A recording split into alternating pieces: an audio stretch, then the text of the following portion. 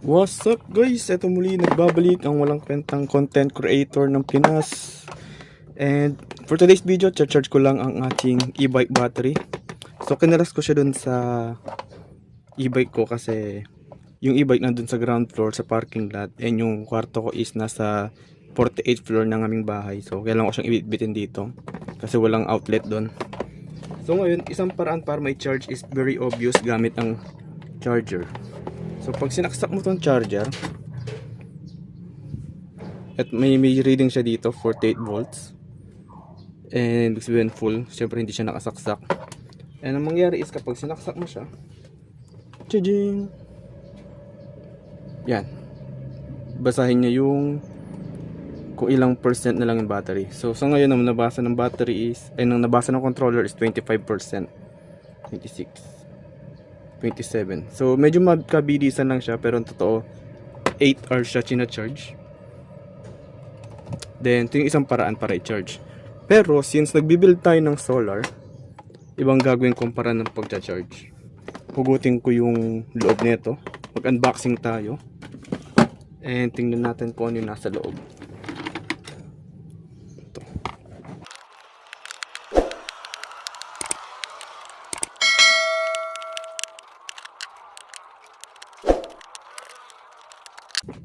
Okay, so nakalas ko na and tadang!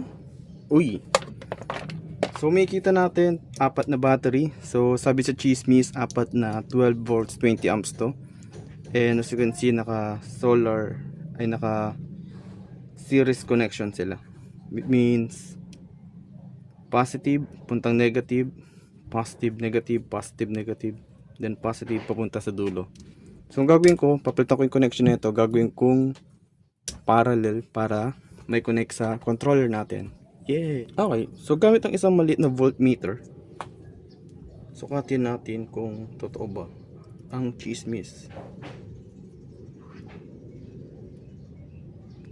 So sabi is 13. So nagbi-blink-blink siya sa sa screen, pero hindi naman dito sa akin. And kapag dalawa yung binasa, 26. And kapag sa tatlo, 39. And kapag apat, uy, pumutok ang aking voltmeter, di niya kinaya ang 48 volts. Okay, so hugot tayo ng isang piraso dito. Alamin natin kung anong kanyang itsura. Uy.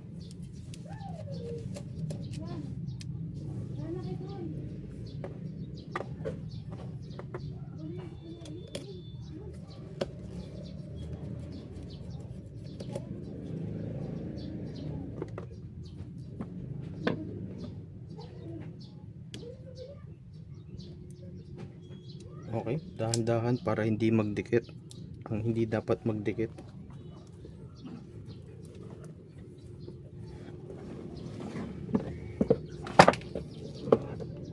Okay, so ito yung tsura ng isang battery. And wala siyang nakalagay na kung ano mang specific na brand. Nakalagay lang is A+, and the rest is Chinese. And may moist sa ilalim. Wala nakalagay na brand. Okay, so ito na guys, naka parallel connection na siya. So reading na nito is 12 volts. So pwede natin siyang isalpak dito sa aking isang solar charge controller. Yeah. Okay, so guys, ito na siya. Naikabit ko na. Apat na 12, 20 amps, naka parallel connection. And lahat sila is connected dito sa isang maliit na solar charge controller.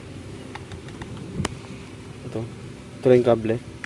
So ganyan lang siya, sabit-sabit para medyo thrilling tingnan, para pag nag-spark damay-damay lahat. And yung nakakonect pala na solar panel dito is 15 watts lang. So maliit lang. So 15 watts lang yung nakabit na solar panel dito, pero bibihira lang naman namin gamitin yung e-bike. Like every other 3 days or 4 days. So, diyan lang siya hanggang sa mapuno. Though slowly but surely, pero at least na-charge ng libre. So, dito lang siya. So, meron tayo ditong charge controller. Ay, meron tayong charger. Pag kailangan nating mabilis ang mapuno. And para libreng ma-charge, ito siya. So, yun lang. Parallel siya para maging 12 and connect sa charge controller, connect sa solar panel, then boom, libreng charge. Oh yeah. So, yun siya. Bila kami ng extra pang battery para 5 ganito namin. Pang extra talaga para medyo mas malayo pa marating. So yun lang. Salamat sa mga nanonood. And kapag may comment kayo, suggestion, or violent actions sa ginawa ko to, comment lang. And bye!